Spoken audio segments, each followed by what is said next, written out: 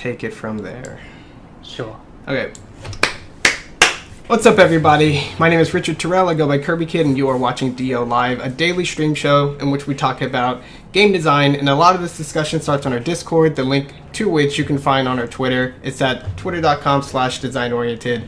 But yesterday I played Patch Quest, and I gave it my first impressions while playing it and just kind of giving general feedback. And then afterwards, began a discussion with the creator of Patch Quest, and I have him here on the call right now. We're gonna just keep that conversation going. So, I mean, it's really interesting to give first impressions and all, but you know, what we do here is dig a little bit deeper. And knowing that Patch Quest is a work in progress, this is a really interesting opportunity to see, you know, how far the developer has come, where the developer is going, and maybe just have a conversation to, you know, see what's up in that regard. So, is there anything you would like our audience to know about you? How long have you been working on Patch Quest, actually? So I've been working on it full time for 3 years now, since I left university.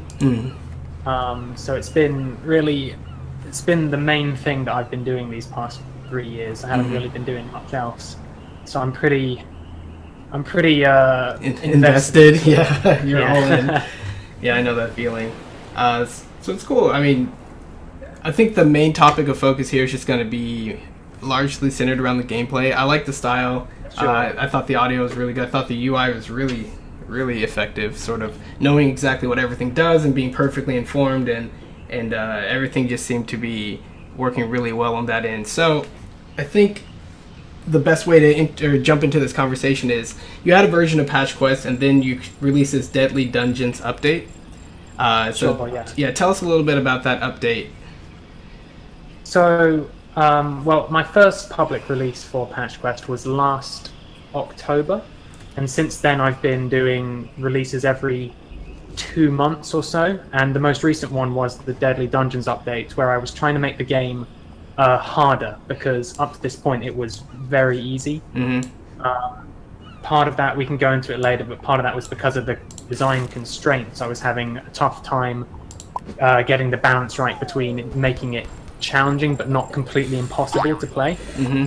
And in this update, I added some things.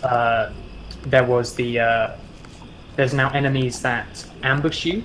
So, for example, there are these bees. The Warnets. There's actually one of them on the left of the screen. There is one of them, yeah. And they'll ambush you. And other areas have different kinds of ambushing creatures. Like this. Yeah. Oh, I hit my NPC dude. Yeah, so definitely, you know, this was the first time I played the game, so I wasn't familiar with the previous version, but I definitely appreciated the recall feature, and I could tell that I was like, this seems like a really neat feature put in for convenience, and it definitely was. Just kind of eliminated all the backtracking, and like you said, helped me get back into the action. So yeah, there's the game's definitely has a lot more activity going on. It makes it more difficult to move around, I found, in this, you know, still roughly early part of the game. Lots of enemies and things that'll bounce you, and you have to watch your step, like so, because you can step on these thingies, you get soaked, and then you can step on this, and it goes away after you move off, and then you're like, oh, now where do I go? I'm kind of trapped. And you're like, yeah, I am. And then you have abilities and items that you'll earn.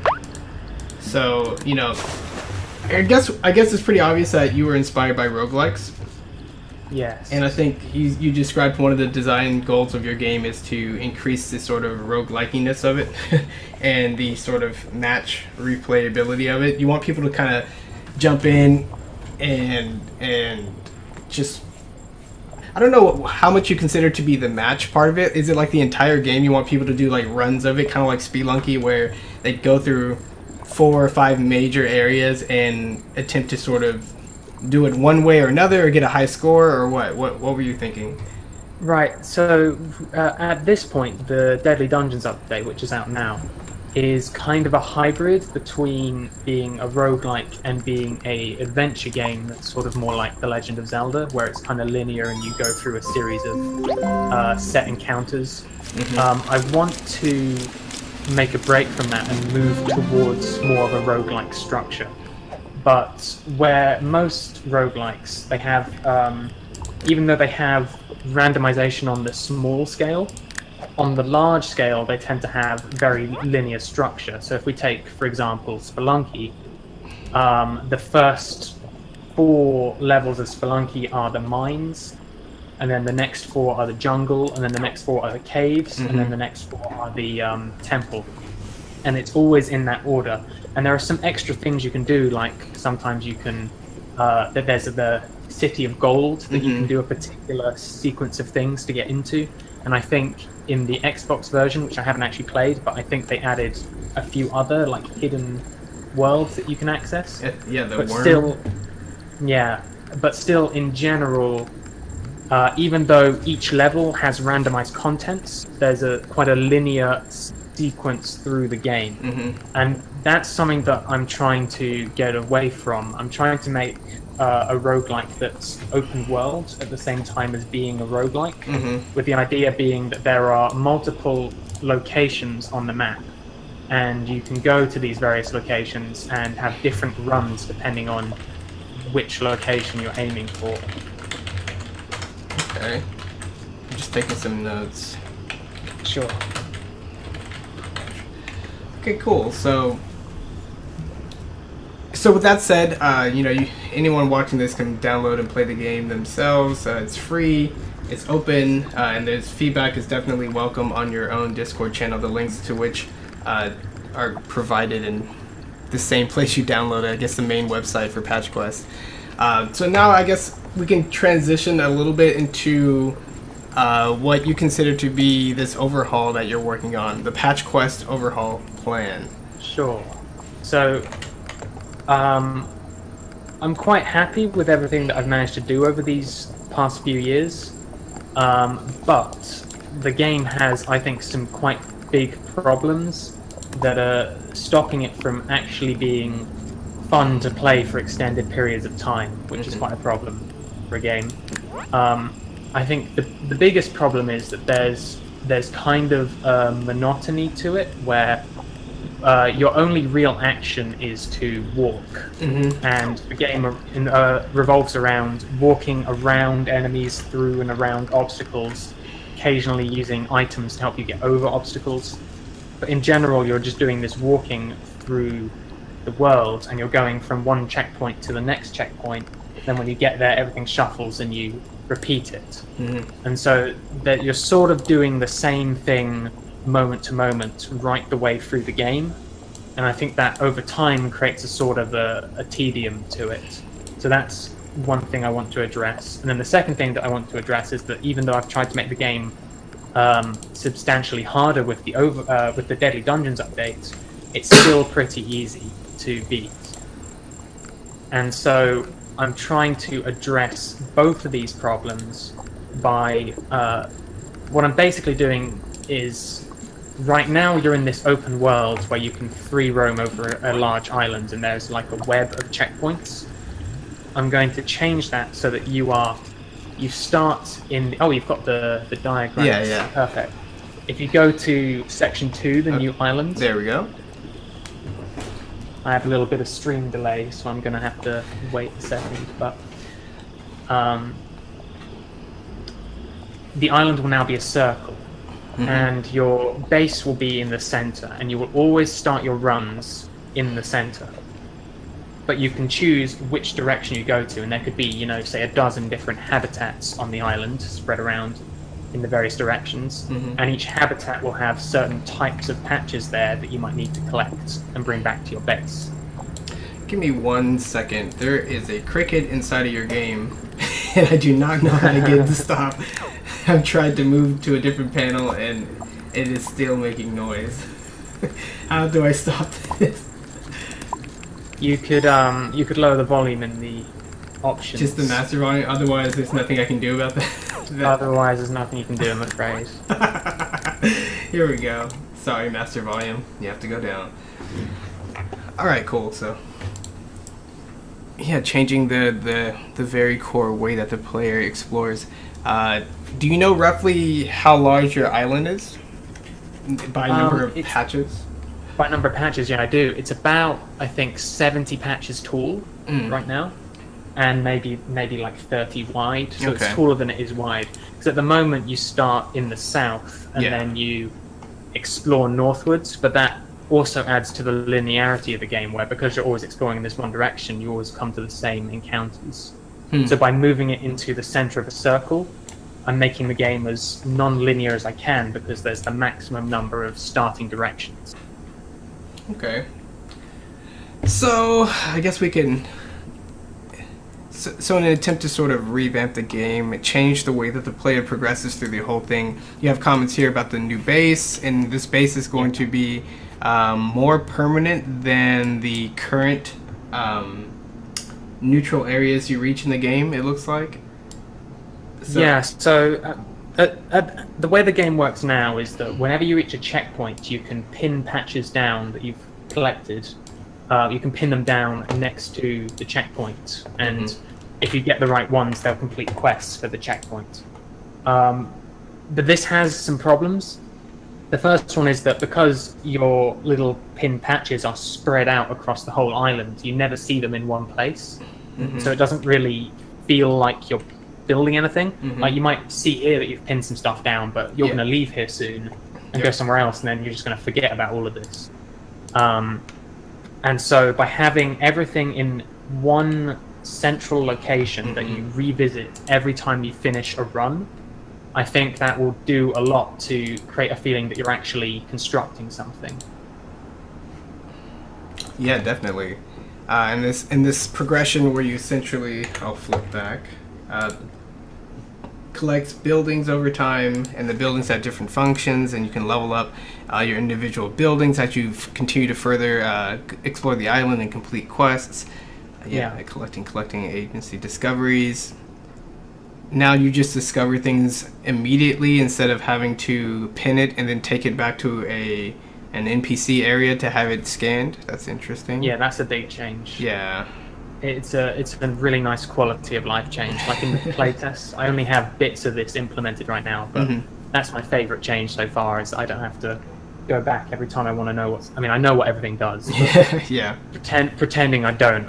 Just have to pick it up instead of go all the way home to scan it. So now there's just a series of other complexities and systems that you've detailed about generally how the game collectibles will work, how the leveling up the buildings are going to work, the kinds of things they're going to do for you, giving you food or these other upgrades like summoning creatures for science and making support items. And then there's going to be like additional complexity to when you purchase things. There's going to be discounts or things like that. Yeah. Yeah. The point of the discounts is that so each of these buildings that you'll have up to 5 buildings, and they'll make you gear at the start of each round. But I don't want the player to just fall into a rut of like, I just always pick the same things because I know what I like. And that's kind of how players will often go if you give them too much choice. They'll end up just picking the same things every time because it's easier for them.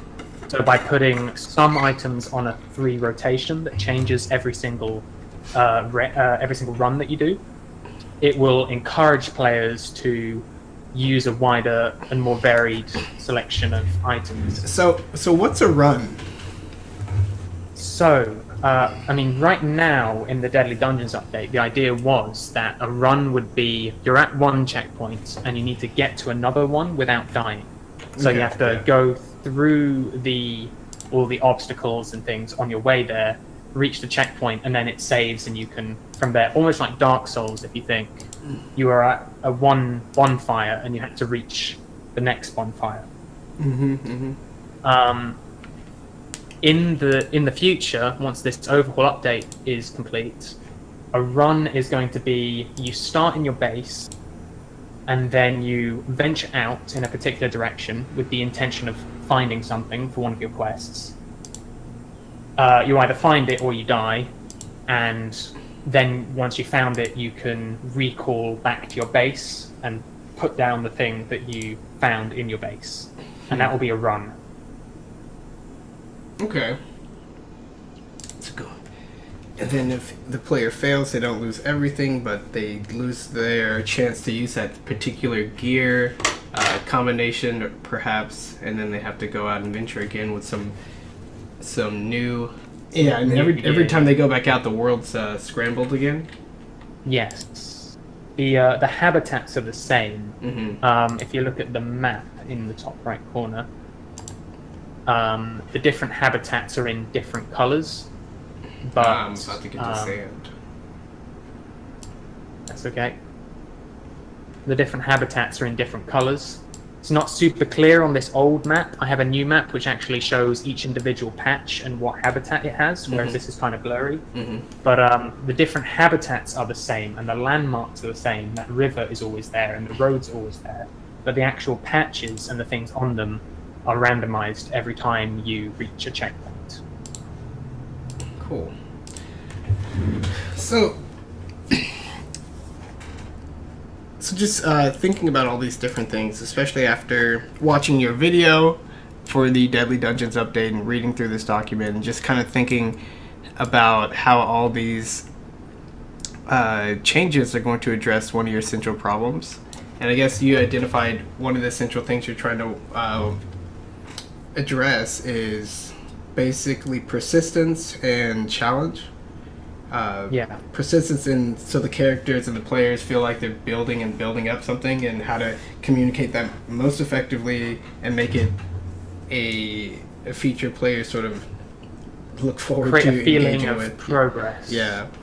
And then the difficulty, how to make this game difficult in an interesting way, in a way that's can be varied enough to sustain the entire length of the game. Roughly how long do you think this game is for, like, a general playthrough? Because you said people were beating it really easily because it's easy. So how long was that? Right now, it's about 5 hours to complete the Deadly Dungeons update. A big part of the reason for that is that all of the quests are heavily authored. Like, they have like a story to them, and they have characters who say things and all these things. When I have the new quest system from the overhaul update, which is the way that's going to work, is that the buildings will ask you to find things in a particular category. For example, they might say if you had the smoothie bar, which makes your food, which heals you, then it might say, I have a quest to upgrade your smoothies and give you a new kind of smoothie. I need you to find 5 different kinds of berry. So you have to go to the various locations on the island and pick up different types of berry, bring them back, and then you'll upgrade that building and it'll give you better gear or different kinds of gear. And so once that's in place, the game could potentially go a lot longer than 5 hours. It could go maybe 10 times that, because the game will be more renewable in the way that it's more of a match-based roguelike kind of structure, as opposed to a linear adventure kind of structure, which it has now.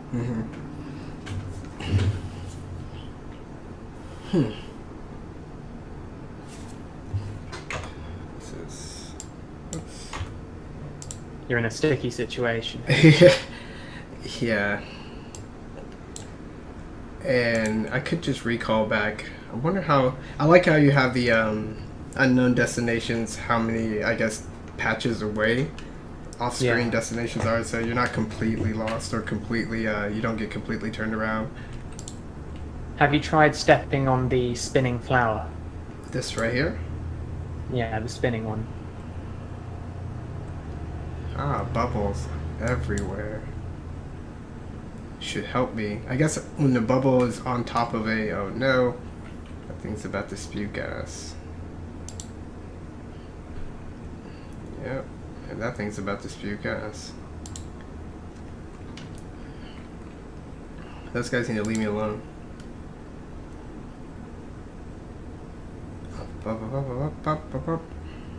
Not good. Not good. I am paralyzed. What does that gas do? Yeah, so Poisons. so we can see kind of an example of what the game generally looks like here. This is really dense. And Yeah, it is. it reminded me of another game. I can't believe I still can't remember it, but it's I tried looking it up too. Couldn't. Spry Fox. It was the one by the Spry Fox company, and it was a roguelike-esque thing too, like this. I think I might have seen pictures of that where there's like a forest. Oh yeah, Road Not Taken. That's what it was called. I'm gonna Yeah. pull up some screenshots, and it can be Robert Frost. No, not Robert Frost. A video game. Let me switch back over. So,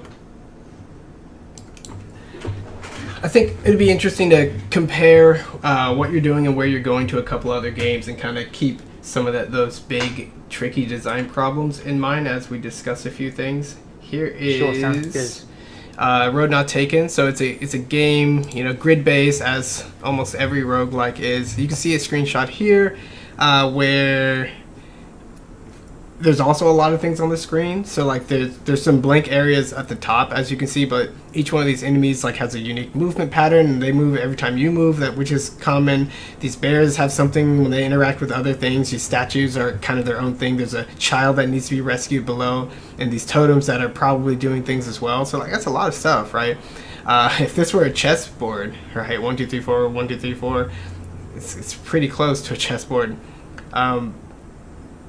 Analyzing all these different possibilities would take quite a lot per turn, and that's kind of what we're kind of talking about with density. Like, how much do you actually want the player to calculate versus long term, versus what they can just see immediately and make some decent short term decisions. I think one of the things that works really well for strategy games like Advanced Wars is to some degree unit expendability. And when you know that, at the worst you can do when moving a unit is losing that unit, but it doesn't cost you the game, you're more free to kind of take a few risks in certain areas and play around with the possibilities. Also, because every unit kind of has its own roles and it's limited in its movement by terrain, it's pretty easy every turn to move like upwards of 15-20 units and not have analysis paralysis for the majority of them, right? A lot of your units in the back, you're like, well, all they can do is move forward, and I'm just going to move forward, and you move them. The middle ones, you're like, okay, move them, and check something, then move it, and then the guys on the front line, you're like, now I need to make some really good decisions. So that's the way that Advanced Wars, with its unit count and its density, is actually a lot lighter than it seems. So comparing that to this Road Not Taken, this is a small screenshot. It's stuff like this, there's a lot going on, and even the roguelikes for iOS, like I was playing, 868 Hack, something like that. There's like 3 numbers and it's followed by Hack, and it was just a fairly simple top-down roguelike-ish game, and kind of like Road Not Taken, there's a lot of elements on it, and every move is really sort of important to get right because so many enemies are moving per turn versus you, and that makes it quite a different kind of experience when you're trying to play through it. So that's one of my concerns with Patch Quest, just based on kind of what the screen looks like now. And I don't know, what do you think about Patch Quest's density, just off the top of your head? So I agree the game is pretty dense, and that is by design, but it does, for example, it has caused some problems for me in the design space. Like, there are actually quite a few situations where if the generator isn't quite right, isn't quite tuned enough, then I end up with a patch that is just impossible to cross it without taking loads of damage. Yeah. Again, because you only really have this kind of basic movement ability, you don't have like a secondary main mechanic to help you deal with tricky situations.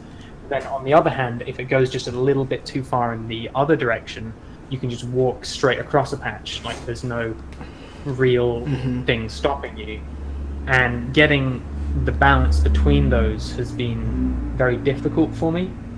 I've written some articles on my design algorithms and all the little things I've done to try and ensure that a patch has a consistent difficulty on it.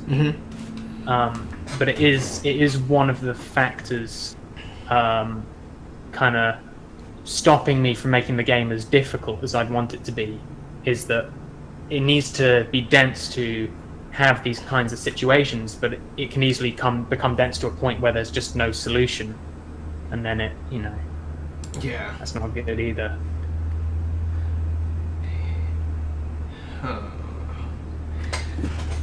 And another interesting challenge with this game is that you said before, you just move around. There's a lack of combat, and like, combat in and of itself can be thematically represented in a violent way and in a non-violent way, or just be the expression of how you move around the field and kind of what's happening to the enemies. I feel like you said before, you're mostly trying to avoid things, and that means, aside from just moving and how difficult it is to move around in this game, because a lot of patches are just dangerous.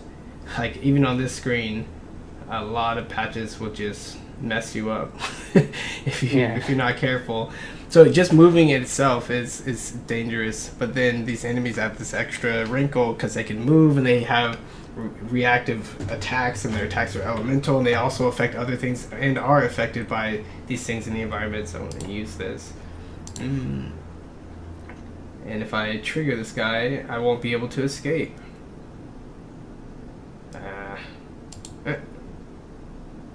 Well, he just dunked. And this game also reminds me of Keith Bergen's game. I don't know if you've heard of it. It's called Oro. Yeah.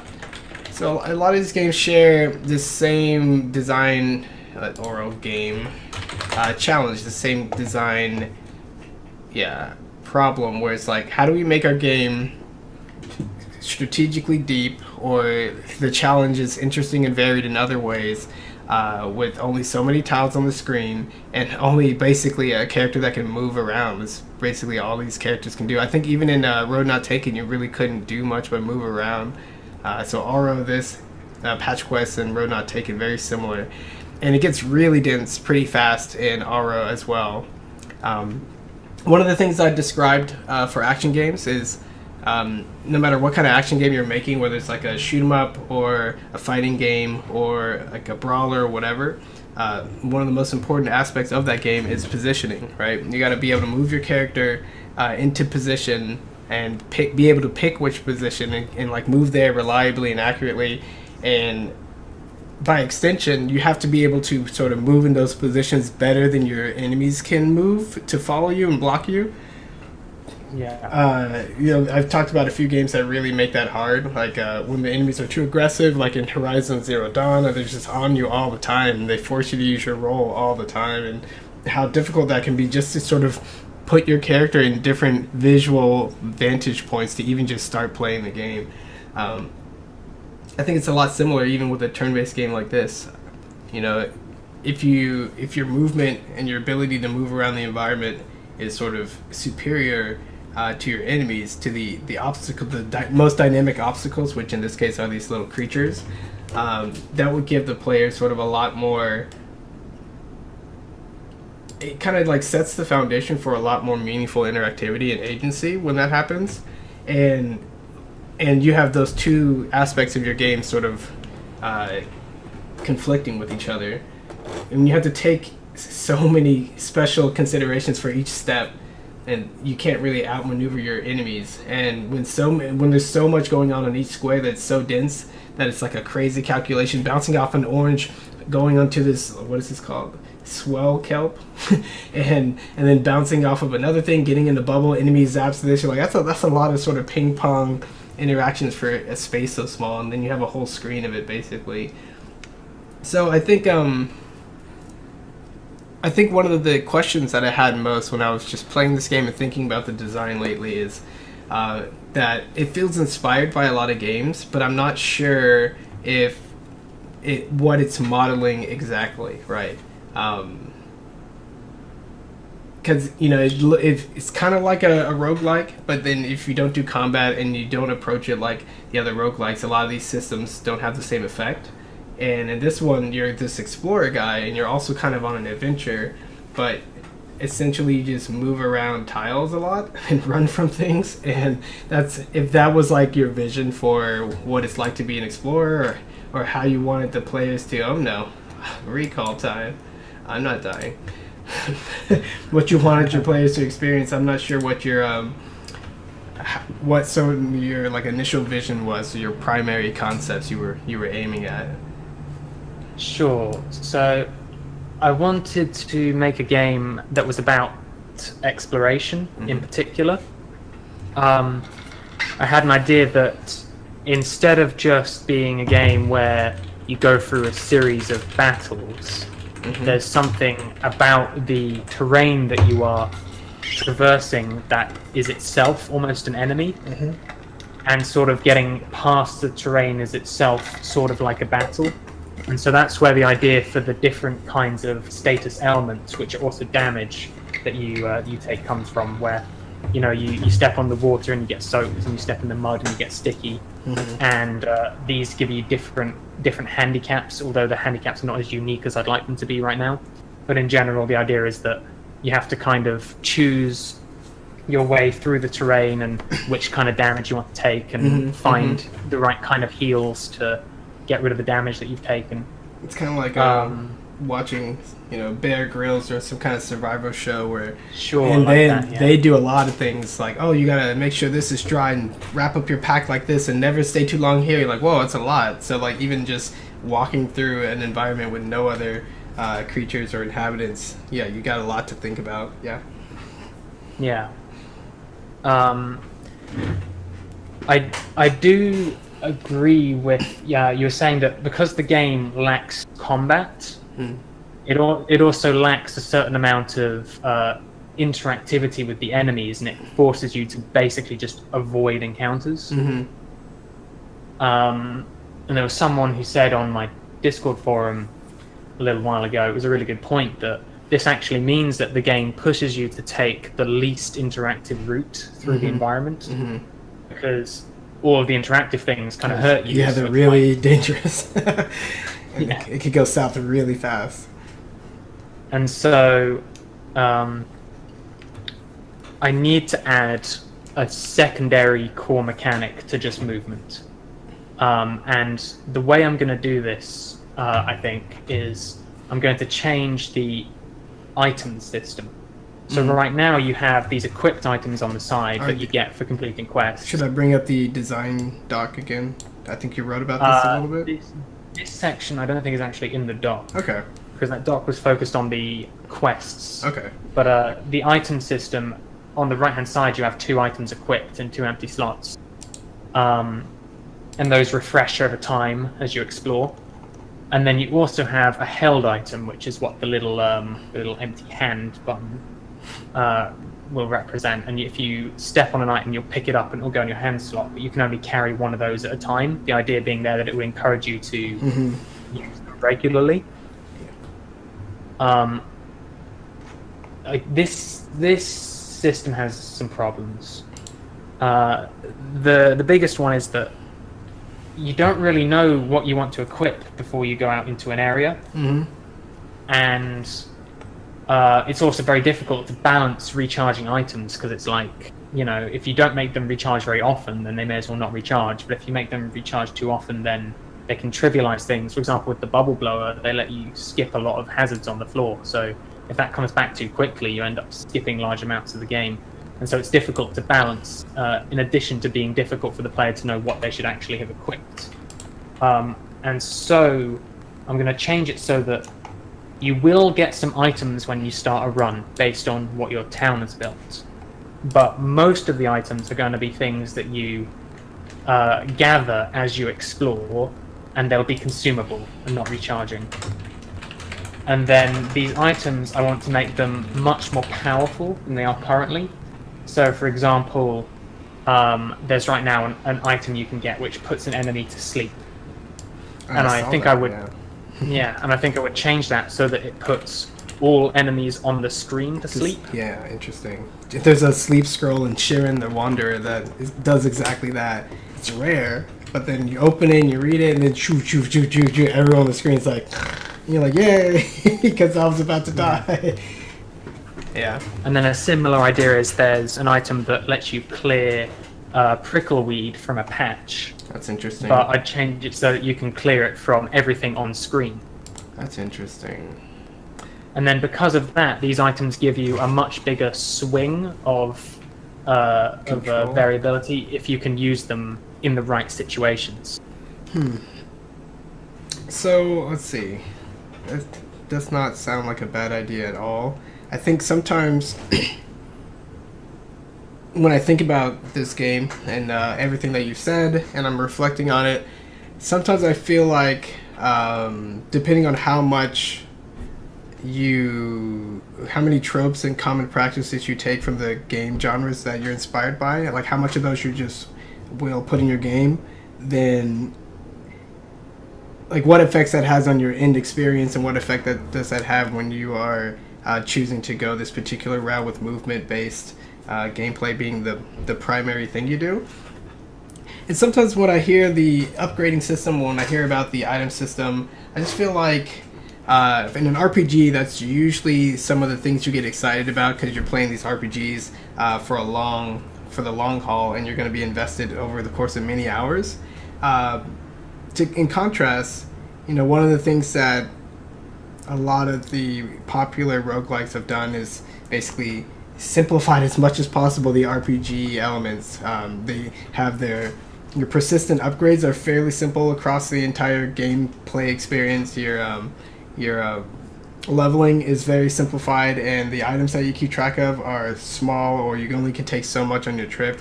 And by doing so, they've focused their game experience on the thing that their roguelike was doing most interestingly, right? Roguelikes are not that different from normal RPGs. They have their own sense of random battles, their own sense of thematic floors or dungeons. And a lot of them have their own towns and NPCs with just about the same amount of interactivity. You can buy things, you can accept quests, whatever.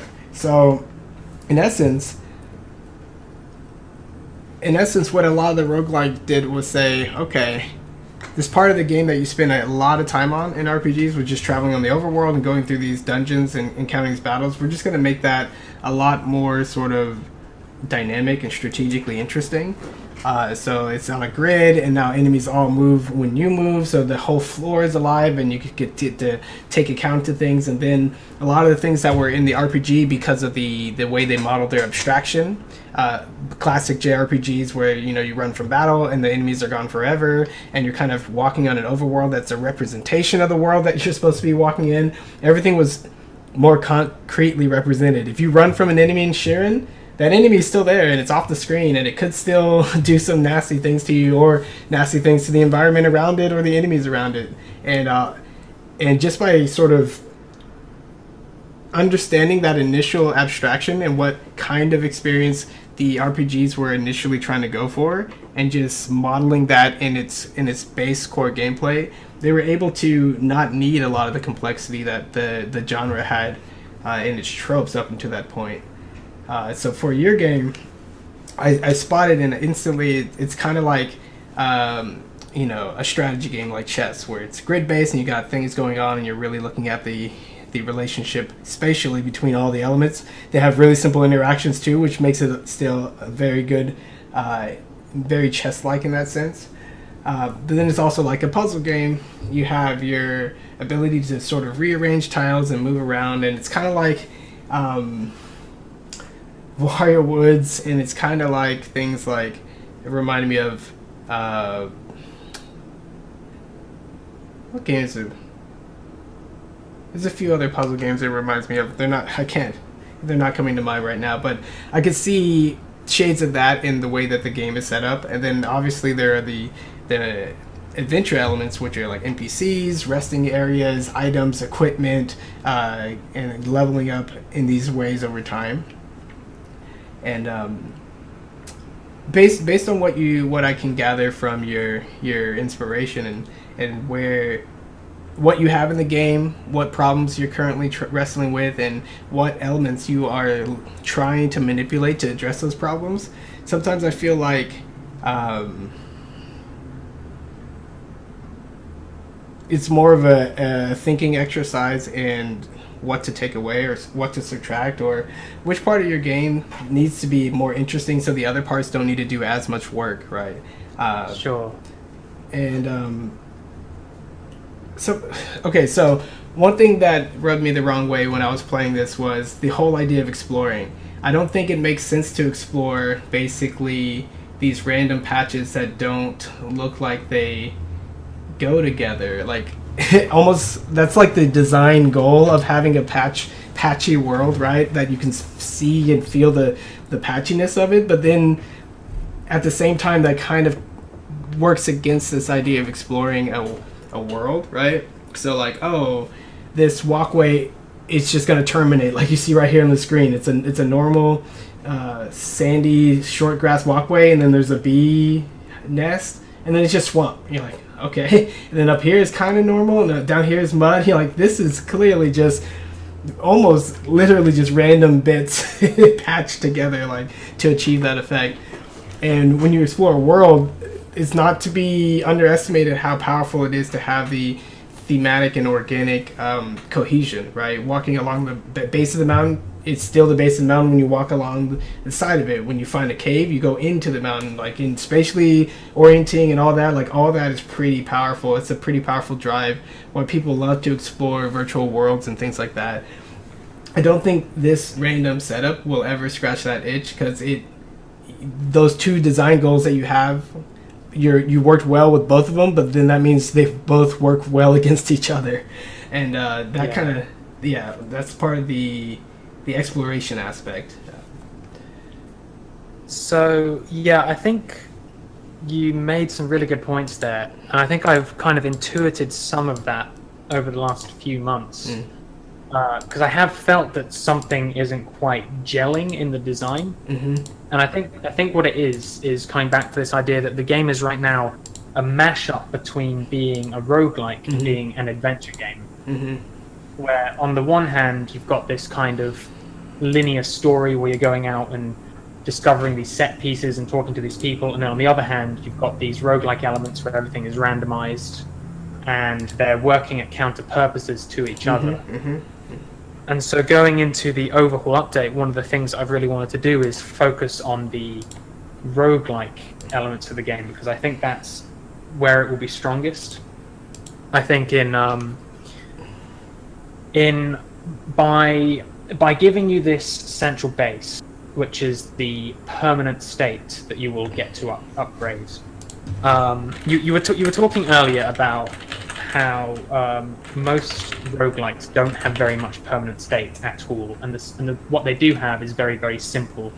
Usually just like, you've unlocked more things that will show up randomly in your future runs, but otherwise everything is the same. I don't know if you've played any games in the Monster Hunter series.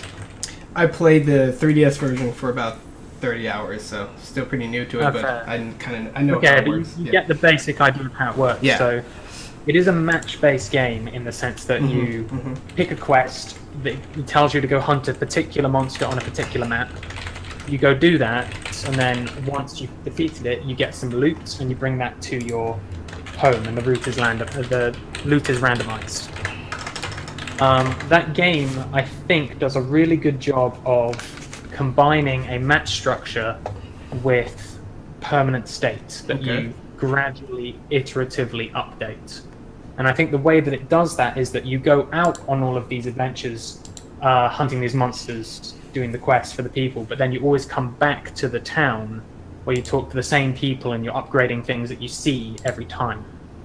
And so with the permanent state, I'm trying to move that into a base that's in the middle, and you're upgrading that, and that's going to give the familiarity, and it's going to give you small incremental upgrades to the gear you can take on your adventures. But then I think this will free me up to have more randomness and more variety in the actual land surrounding the base. Okay. Yeah, So let me think. One thing in general that I've talked about in my writing and on the Discord is how the dangers of being inspired by certain things or following certain trends or taking an idea and sort of riffing off of it. And nothing what you said I feel like is bad or anything, so I'm not like directly responding to that. But what it reminded me of is when you say you want to move more towards a roguelike experience, you can define that very precisely and kind of isolate the exact experiential things you want the player to walk away with. But and one of my first impressions is a roguelike was really a riff off of an RPG, and RPG is really a whole genre created due to certain limitations and trying to create sort of a world and the way the player interacts with the world without a lot of ways of directly modeling things. So kind of taking a riff off of a riff off of a riff is tricky, right? Because it really requires understanding sort of what the original design goals were for those elements, instead of just like, well, everyone loves these now, so I'm going to make my own twist on it. You're like, well, it depends if the new thing you add, that twist you add, is in a direct conflict. And in a lot of ways in this game, Patch Quest, you represent a lot of things concretely. So I feel like adding a lot of elements that are abstractions created because they couldn't model things concretely, or a lot of those complexities that are difficult to appreciate concretely, like a bunch of hidden stats or augments that sort of stack on augments that stack on augments and stuff like that. Like those are the kinds of things that I would caution. Oh no, it's a snake. I'd caution on. So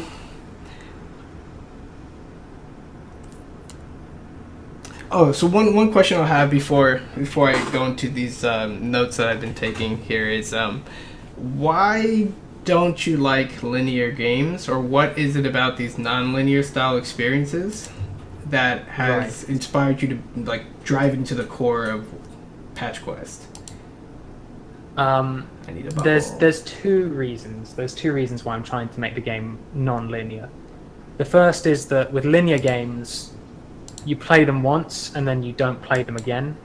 But with a non-linear game, you can play it multiple times and at least get some amount of new enjoyment out of it. For example, I've played through Spelunky many more times than I've played through any Legend of Zelda game, even though I think the Legend of Zelda games are in many cases better. I still haven't replayed them to the same extent that I've replayed Spelunky. And then that also feeds into the fact that because I'm one person making this game, I need to leverage replayability as much as I can. One thing that I found this past year going down this kind of adventure game route is that it takes me a really long time to add new quests. And then those quests are completed actually quite quickly. And then on top of that, the quests aren't even really that exciting in the grand scheme of things. Like, they really come down to being fetch quests most of the time. And, there's many other games that disguise their fetch quests much better than I have. Yeah. And so what I'm thinking is that if the game is going to be about fetching patches, I should double down on that and have it where the game is explicitly saying, like, you've got these buildings in your base, and each of them want you to find various types of patches, and you can find them in whatever order you prefer, going to whichever places you prefer, but you're working towards just filling out these patches for these buildings. And I think that even though in a way it will be more repetitive, I think that because it's going to be put into a match structure, it will actually feel less monotonous, because it's like you get to your base and then you relax and you're like, right, I'm going to pick my next target, and then you go out and get that. So everything you said makes sense. I can understand where you're coming from. So, this based on my experience, and working in the industry and just listening to how people talk. Yeah, a lot of people understand single player games to be sort of the one and done style things. Like everyone knows not everyone beats the games, and the number of people that beat games is around like 20-30%. It's pretty low, or that's like the number of people that get past the halfway point. So like there's definitely this sense that single player game experiences do offer just like the one main thing, and not even people don't even get through that. So it's kind of a battle of attention and focus.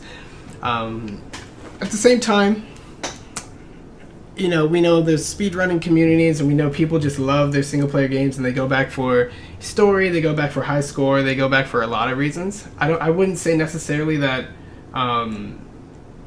like a roguelike or any style game really just automatically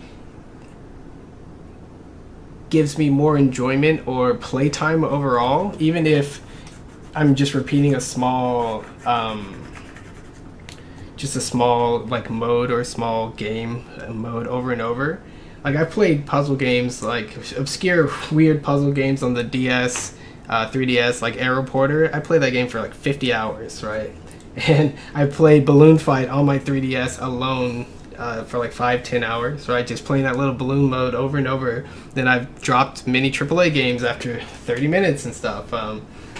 So the way that I hear you addressing some of these potential design problems with replayability and getting more value out of it, to me, that's just a matter of just putting the things in the game that you think are really fun and exciting, and not necessarily worrying about how the genre or the expectations of those genres will net more sort of quote-unquote replayability, or even encourage more of a certain type of replayability. I think that's far less important to consider, especially when you're making sort of a mismatch, kind of a new genre of sorts. Sure. Well, the game, I feel, has a bit of an identity crisis right now. Mm-hmm. As we said earlier, where it's kind of a mashup between two genres. Mm-hmm. And, when I say I want to make it more roguelike-y, I'm not necessarily saying I want to just copy elements from popular roguelikes and hope they gel, because I can agree that they probably won't if that's my approach. The thing in particular that I'm trying to get is the match structure, because I think that is a very robust way to make a game contain a lot more value, is to kind of break it up into these matches and then give variability between the matches, so not every match is the same, and then people can first of all drop in for just a few minutes, because a match will only take a few minutes, and that makes it easier to fit into your day. But then also it just feels nice to do a chunk, hit a goal, and then move on to the next thing. Okay. In a kind of match-like way. Yeah, I like that. The small, bite-sized, clear experiences with really easy to understand goals and even variable links as you either engage in more risk-reward and further explore, or whatever else the game might support. Yeah, that makes a lot of sense. So I'm just gonna, just give you my thoughts on some of the ideas that you've expressed. I'm going to switch the stream over, and I'm just going to say them all, and it's just going to be fun to brainstorm out loud, because I think that's fun. So some of the notes I took here, and I want to start, we just talked about the linearity and the replayability and stuff. In my personal experience, whether a game, like I said, a game has short matches or a long campaign, how much I play, it just depends on what value is there. I played Tetris for many hours, because Tetris is one of those games where it's really deep and you can challenge yourself. No matter when I was like 5 years old playing it, and now I'm like 31 still playing Tetris. So when I think there's a lot of problems with non-linear approaches in a lot of games, and even procedural generation. I've not been a fan of a lot of procedurally generated games, and when people make their stuff non-linear, I really think they need to have a really good reason for it, and not just trying to overcome what they perceive to be these general drawbacks of linear games, like, oh, you play it from start to finish, and it's the same path. Or to me, a game like Mario Brothers is fairly linear, straightforward. You go from the levels in order. There's some warp pipes you can skip, but even within each level there are multiple paths you can take, and then even within each path there's all these emergent interesting situations and scenarios they set up with their level design. So I've been playing the original Mario Brothers, even just on my 3DS. The time on that is like 20 hours, and I've been playing that game over and over and over, just digging deep. So in some ways, I hear the goal of nonlinearity, and I'm like, okay, for all the problems that it adds to a game, let's hope that the reason that you want to go that route is like worth going for, like super robust. And to me, because of all the random elements and so much scrambling going on in your game in particular, but in roguelikes in general, I don't think there's a difference between linear and nonlinear. What's cool about a lot of games is they can increase in difficulty and complexity as it goes along. We see that in Spelunky, but then you're going to have the problem of, if you can go in anywhere, how do you make you can't necessarily make each area more difficult than the last.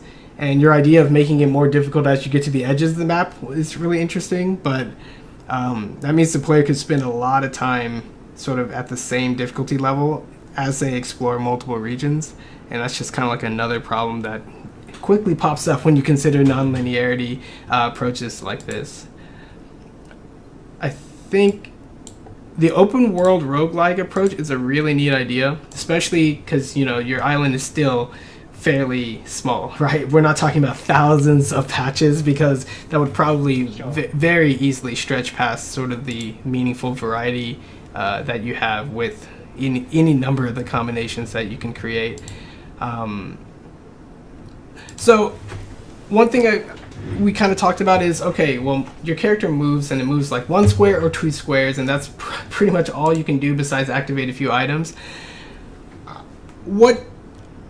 I feel like the gameplay as it is right now doesn't have any level design, like if you could set up a level and a whole bunch of tiles in a way, how interesting could you make that gameplay if you were just trying to set it up to be as interesting as possible, even if there's like one basic path through it, or it's linear or whatever. I think your dungeons I've heard it described like it's one setup, but then the enemy placements within each patch are a little bit varied. How would you describe your dungeons? The way the dungeons work is that they have a layout of like a map drawn of patches, and these patches are assigned decks of cards, and then the cards in the deck are shuffled and dealt to the cards of their corresponding type. So you end up with the patches in the same place and with the same kinds of enemies on, but with variation between them. Okay, that makes sense. So I guess to ask the question a different way, like how interesting could you make the gameplay of even just let's say 3x3 patch area, if you could set every square to be exactly sort of a particular way? Do you think doing that would result in a much more concentrated or interesting gameplay experience versus what the randomness will give you, or what? Personally, I don't think it would actually be an improvement, especially because if I do that, it's very laborious, and it pushes the game towards being a puzzle game, where I have to sit and think like all the different possible solutions to this puzzle, and I've got to like micromanage where each of the obstacles are to make them be interesting solutions to the problem. I mean, maybe I could make it a bit more interesting, but I think that when weighed against the huge amount more effort it would be to create the encounters, and then what I'm concerned about also is that if they're always in the same places, then that leads itself towards memorization, where if you've been through an area before, it's like you can sort of kind of remember what you did and do the same thing to get through it again. So I like having the random elements there on a small scale. So yeah, adaptation is definitely good. I think so. The question was mostly asking like not if you change the entire game's approach to environments to be this, but like just general, like how interesting could you make a set 3x3 square of tiles of patches, right. And the player would just play through it just as sort of an experiment, and and to kind of respond to some of the things you said. It's not always about difficulty. Like, there's so many interesting ideas you can express that are much, much less about difficulty. A simple example would just be like a large hill in a Mario Brothers game. And these large hills, you mostly just hold down and Mario slides. And it's fun because he slides faster than what he runs, and he can kill enemies directly in front of him that he normally wouldn't. So they just get mowed over. And even if the slide is just straight down to the end of the level and you win, like, that is an example of a setup that can be particularly and specifically arranged to achieve an effect. And the effect doesn't have to be hard. It could just be distinct and fun and whimsical or lighthearted. And I wonder how many different things like that you can create in your game, just given these like panels and your basic movement. Like, is there some kind of like combination that you think would be really cool to show the player? Is there some kind of setup where if like they had this item and this really cool thing happened, and you could see someone going on Twitter like, "Hey guys, check it out! I just got this set up." So one thing I do want to do a lot more of, in most roguelikes, they have a concept of rooms, mm-hmm. where the world is made out of these, connected rooms and corridors. Mm-hmm. And some of the rooms will be special rooms, and there'll be something like particular about them. Mm-hmm. For example, maybe this room is full of a particular kind of trap. And so it may not even be that hard to get across, but mm-hmm. you've got to do something different to get across it. Or maybe this room is full of lava and there's a moving platform moving up. Or maybe this room is full of snakes, mm-hmm. or things like that. There's a theme to the room. And Patch Quest is actually in the code split up into these 3x3 like screens worth of patches. That's how it's kind of represented in the generation system. So by assigning themes to more of those, I want to greatly increase the variability of the things you come across. Mm-hmm. There is some of that already. For example, the boss patches I set up that way. Yeah. Yeah. Then there's also the rideable creature variant, mm-hmm. where you have a rideable creature in the middle, and then you have the tracks that lead you to it, mm-hmm. Around it. And then there's also the swarm variant, where you have the walnut nests or the sea lion pride, mm-hmm. where you have to kind of there's like treasure in the middle, but to get to it you have to maneuver your way around these dangerous mm-hmm. enemies. And so I want to have more things like that in the game. Yeah, those thematic patches definitely are great and would be used to pretty good effect. I think that would also lean in on the core gameplay aspect of your game, which is kind of why I was asking you, like, how fun can you make your game if all there was just one screen of stuff? Like, that same answer for Tetris would be like, well, how fun can you make Tetris if all you had was just one level? And you're like, the answer is infinitely fun and one of the best games of all time. Like, because they pick the right kind of interactivity and they balance it in a way that is basically endlessly replayable. And I look at Patch Quest, and even though some of these themed areas are, like you said, like distinct. Like, I remember I found two ponies, and I the first one got killed, Yoshi style, and the second one I took a little bit more care of. And I did find a boss tile as well. But then all the variety, though, is easy to recognize with my eyes, gameplay-wise, did not end up being that different, right? Taking more hits as a pony is kind of like taking hits as a guy and just being able to heal it off. And getting around that boss was just like almost avoiding the normal shock enemies, but just making sure I touched the turnip first. So that's just kind of something that a lot of designers would start with first. Like, how do I make this base really fun, and then how does that sort of point me in the direction of just varying that content and making that the focus. So with your game, have you heard of the puzzle game Meteos? Yes, I've played it. And have you heard of Tetris Attack? Is that Tetris where when you clear the lines, you like send things to your opponent's side of the screen? It's like the Panel de Pon. It had a Yoshi variant, had a Pokemon variant, and it had like I don't know if I've played that one. It's fine. But essentially, it's a lot like. What is it a lot like? It's not like a lot of other ones. But Meteos, you manipulate blocks in vertical columns, and you try to get matches. Yeah. In Tetris Attack, your cursor is horizontal, and you shift blocks left and right to try to get matches. That's the basic gameplay of each. Sure. The big difference, though, is Meteos' system is not good, and Tetris Attack system is brilliant. And one of the core limitations that you'll find in Meteos is if you can't manipulate blocks horizontally, then you can't make anything fall due to gravity. And if you can't make any of your stacks fall due to gravity, you can't change the height of your towers. You can't change the relative composition like horizontally of it without just having that opportunity given to you by the RNG.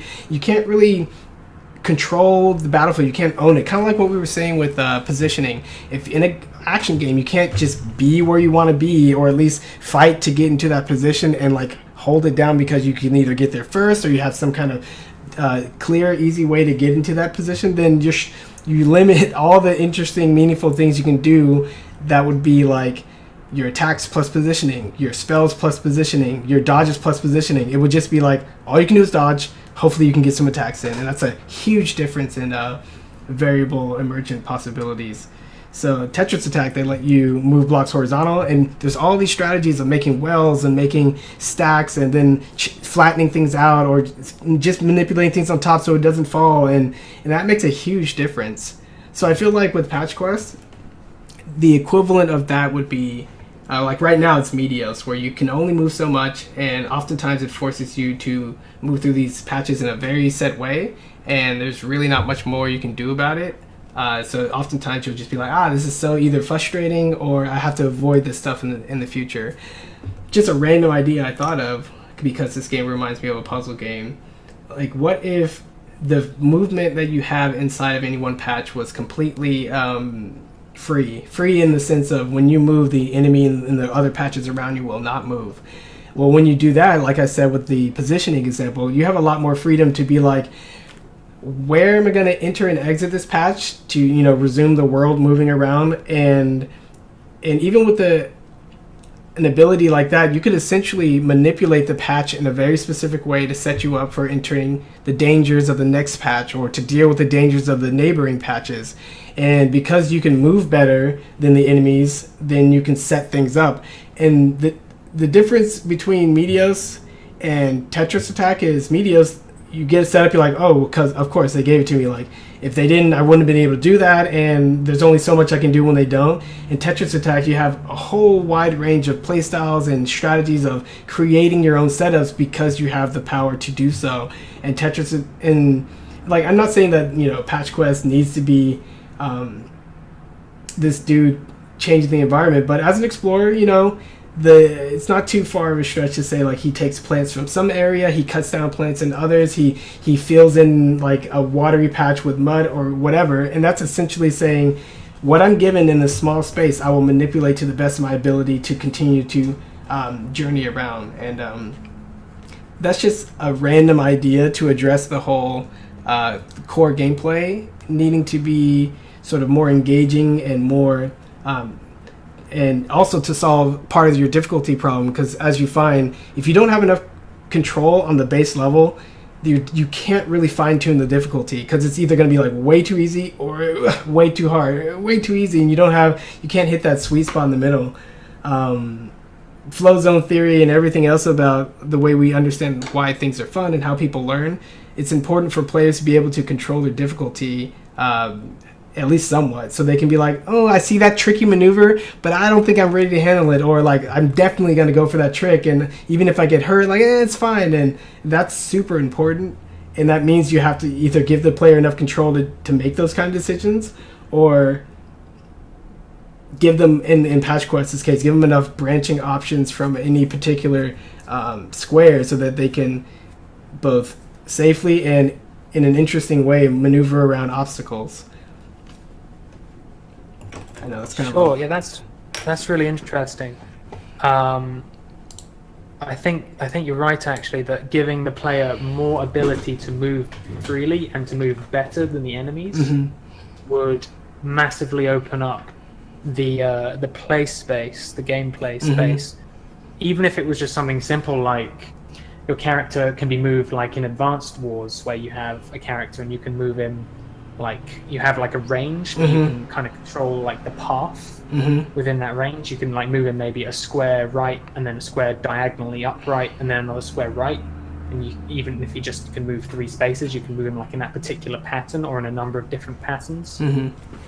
Whereas in Patch Quest right now, because you can only move 1 or 2 spaces in a straight line, it's like you can't get around things in a single turn. Yeah, it's quite laborious to go around anything. So you're like, oh no, every turn it's costing me a lot of time or whatever. So that was just a random idea for giving the player more control, so that when they see a patch, even if it's filled with like a lot of density, the whole idea is they can do something to manipulate it to where that density is either in a different arrangement or much more manageable relative to the patches around it. You mentioned having items that affect all the things on the screen. That's a very similar idea with like if you enter a patch and it has a bunch of thorns like this one on the top right, you're like, well, like I could go in there and rearrange those in a way that basically blocks the enemies from the top from getting at me, and then I can go to the left square or stuff like that. Would be like, oh, like that's really so like you have a lot of interactions, and that's great. Like bubbles affect this, and this gets popped by that, this floats on this, but this gets shocked by that. But if that, like, that's great, but it only matters if the player can essentially set that up for themselves. It's because otherwise it's just like, well, some combos happened over in the corner, I'm glad it didn't hit me, but I can't reproduce it. I can't do anything about it. It's just like the random nature happening. So yeah, like I feel like you have plenty of ideas. In fact, I feel like you have too many systems on ideas, and or another way of putting that is once the core is addressed, you won't need so much stress put on any of the upgrade systems or any of the or as much of the items and all that. Well, part of my plan with the overhaul update is to actually really pare back the upgrade system and make it so that it's first of all just much more modular in terms of the quests I can give people, but then also just much more gradual in terms of the upgrades it gives you. It's like, you know, this one will give you a different kind of heal, but, you know, most of your heals you're going to find out when you're exploring, so it doesn't really make a huge impact on your adventure anyway. It's more just like a little motivation for the player to keep going, just, you know, giving them little small rewards. And then most of it will be in the encounters that you have in the world. And I'm trying to pare down and strip back some of these systems that I think I've brought in from too many different genres. Yeah, it sounds like you've got a really good attitude and you're aware of a lot of things that are going on with your game. It's a complex game. It looks simple. It's actually a lot of stuff going on here. The other random idea I had, so you've been mentioning open world, and you've been mentioning like you really like the procedurally generation, whether that leads to a linear or a non-linear experience. It's not even the point of this comment. But then it directly sort of conflicts with the idea of exploring a world, because the idea of exploring a world is uncovering the unknown and then knowing it afterwards, so that you eventually know everything and have been everywhere. You have this idea to create a persistent base where you get buildings and shops and you bring stuff to those buildings, which is really neat. And right when I heard you basically explain both those ideas, I was like, well, if the random procedural generation is, like it is now, which kind of creates some pretty intense and chaotic and, what I'd consider largely non-level design type encounters, because it's mostly just like stuff in spaces. And I don't get a really strong sense of what the level design is. And that's partially because the core gameplay, there's only so much you can do. So those are nested problems. But I was like, okay, so if you really wanted to do both procedurally generated stuff and have some kind of persistence, what if the game was about, like, you go out in the world and it scrambles, a lot, but you take patches and you essentially are gluing them or sewing them back into your sort of your hub area, and you're connecting them, because they're patches. And when you do that, they never shuffle, and you're essentially taming the wilderness by getting specific patches and even picking which patches you want to essentially create opportunities for your NPCs or shape your world in a very specific way that you then become the master of. And one of the cool things that you can see a lot with games like Minecraft is people spend a lot of time crafting their world, especially if the interactivity is simple. This is just a block by block, and within each patch there's 3 by 3, so that's really simple, very Minecraft-esque. But when you see creators show you their worlds from when they're working in Minecraft, they're like, oh, check this out, and then the confidence that which they move through the world of their own creation, the ease at which they move through it, the ways they can sort of like show you all the details. And then my friend once made it like a minecart, and he's like, yeah, hit that switch and ride down the minecart, and I get back off of it and I take this other minecart. I'm like, wow, this is really neat. Those are the only things that you can gain when the world stops randomizing itself. So Sure. So in the one hand, like, it's a trade-off, but instead of sort of feeling pressure to pick one versus the other, like, do them both, right? Slowly Taming the Wilderness will achieve both, but it would just basically do this wee in terms of hopefully you can see that. It's just my two hands moving in opposite directions. It would do that in terms of the play experience. You'd get your consistency, you build your world, you get benefits from consistent game worlds and experiences and gameplay, and even have the ability to create quote-unquote crafted levels, right? To a larger degree, but you'd also get all the same procedurally generated wilderness-like wild areas at the same time. Just a thought. Yeah, and one idea I have been playing with in the past is that, so right now, in the current version you have on screen, you can place your patches around this landmark. Mm-hmm. And one idea I have had in the past was, well, what if you could, you see you've got these patches you place, they have the stripy borders. Mm-hmm. What if you could connect another patch to any stripy bordered patch? Mm-hmm. And by doing that, you could expand out your placed patches further and further across the island. Mm-hmm. Yeah, go all the way, yeah. Yeah, I mean, I ultimately decided against putting it in because I felt that it could lead itself to micromanagement, and if you place too many patches, it could even just like remove a lot of the variability in the game, where it's like you're just going over these same patches you place. But then maybe that's a good thing. It's something I'll need to think about some more. One thing I will say is that part of making the game non-linear, one way to do that is through procedural generation, but another way to do it, which I think is perhaps even more important, is by allowing the player to choose their ordering of your static elements. So in the next update, in the overhaul update, you're going to have up to 5 buildings, and each building has its own quest line. But I'm going to, it's food, science, industry, culture, and luxury. But I'm going to let the player choose what order they start these quest lines in. And so that alone creates an element of non-linearity, though still doing the same authored content. You can be like, oh, maybe this time I'll go for science first, and have a different play through the game doing that. And then also within each of these quest lines, because they're going to have a bunch of different collection quests inside of them, there could be some randomness or some choice in the order of the quests that you do. Ooh, look at that. And so I think ordering will be a really good way to have kind of a balance between authored elements and non-linearity. Yeah, that's a good point that you raised there. To me, so here's what I'll say in direct response to that.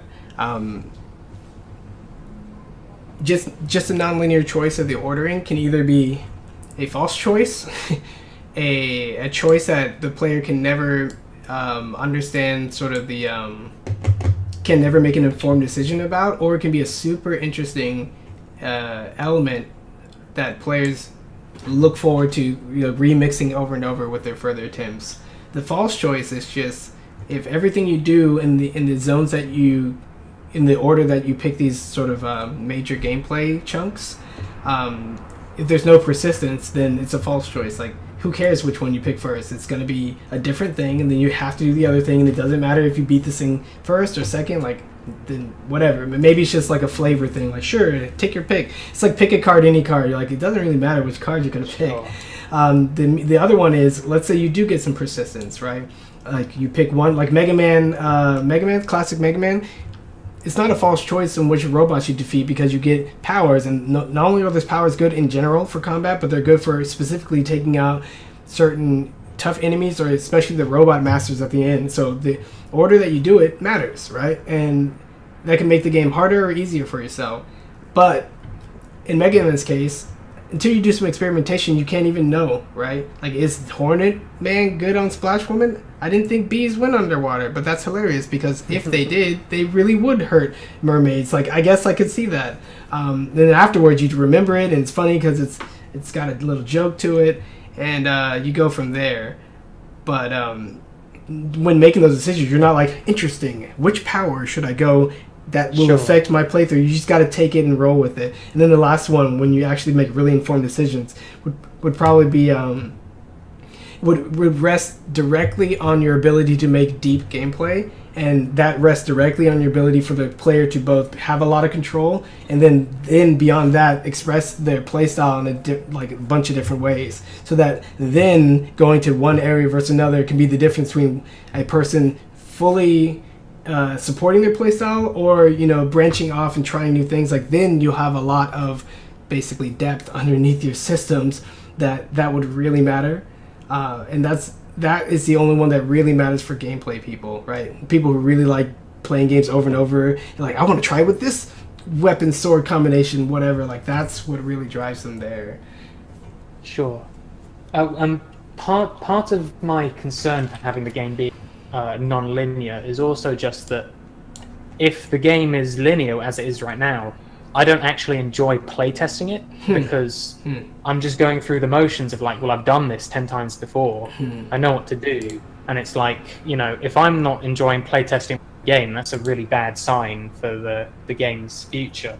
And so just by adding these kind of choices and non-linear elements, it's like when I'm playtesting my own game, I can approach it in a slightly different way. Oh, you've messed up with these 2 lines. You're in trouble. Yeah. But I can approach it in different ways when I'm playtesting, and I think that will give me a lot more enjoyment in the game and help me see like what's actually good about it. That's an interesting conundrum there. Like, based on how you described linear games and what you don't want about those linear games to be in your game experience, it makes total sense that if you did make a linear one, you'd probably play it in a way that is basically in the way that you don't like trying to resist the urge to memorize things, trying to break things up and kind of do something fresh, but then it's just kind of not working because it's the same thing every time. I wonder if the creator of Fidel Dungeon Rescue, have you heard of that game? No. It's a puzzle roguelike, but way more on the puzzle aspect. It does have, you know, different floors that have different themes, and even within those themes, the arrangement of things can be shuffled and different. So like, but it's still like you master it over time because you get really familiar with its systems and setups, and it's a game designed to be beaten in that regard. I wonder how he felt about sort of going over the same and just knowing all the answers to his puzzle as he played it. But yeah, that's an interesting conundrum for you, because the other thing is, if the game is not deep, then certainly you'll probably hit that wall when you're playtesting it, and you won't be interested in even playing it. But if you actually do achieve a game by giving the player enough control and doing any other number of things to really make it sort of like so fun that you would only need a 3x3 grid of patches, you could play that for like ever, right? Hours and hours and hours and hours. If it did achieve that level of fun and depth, then you wouldn't need to worry about the retaining your interest problem. You wouldn't worry about your players getting bored, because whether or not it's the same setup or not, which is kind of why I made the analogy to Mario, it's the same level since 1985 when I was a kid and playing it, and I'm still playing it and doing new things. Like, it just depends on how deep you can make the gameplay, and there are ways of thinking about that and doing that, and systems, better systems to model, and better ways to avoid. This is a boss. I'm not ready for this. I don't even know if these what are these things called? I don't even know what they're called, and I don't know what they do. And I know the squid likes to pull me in, but so I think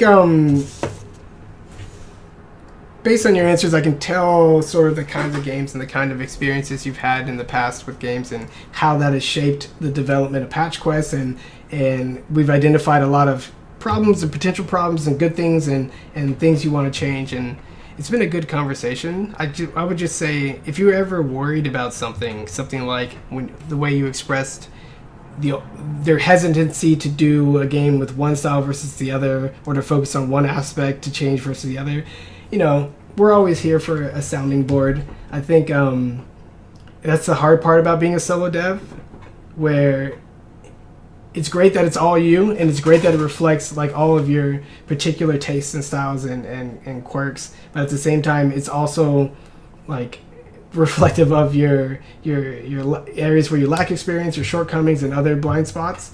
So yeah, just bouncing things off of another player where they'd be like, oh, don't worry about that because I think your game is fun anyway, would be really good feedback for helping you, on the next course and direction of this game.